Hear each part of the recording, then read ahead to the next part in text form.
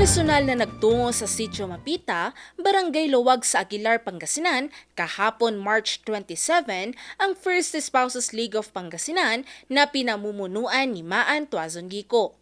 Ito'y para ipamahagi ang mga agricultural at farm inputs sa mga indigenous people sa lugar.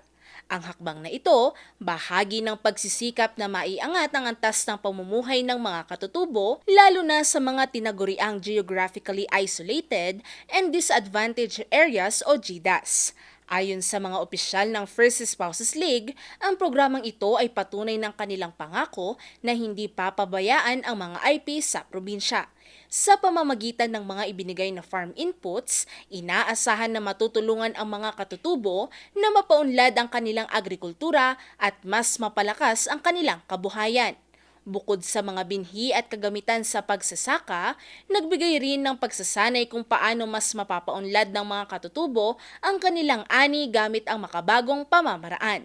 Samantala, sa ilalim ng Provincial Corporate Farming Program, namahagi ng agricultural at farm inputs ang pamahalaang panlalawigan sa mga magsasaka ng ikalimang distrito ng Pangasinan.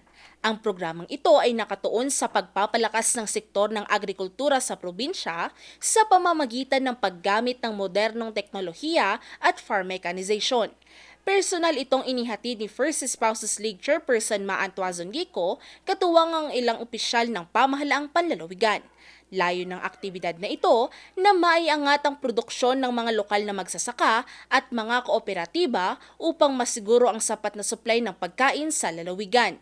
Sa pamamagitan ng programang ito, inaasahang tataas ang kita ng mga magsasaka at mas magiging epektibo ang kanilang paraan ng pagtatanim at pag-aani.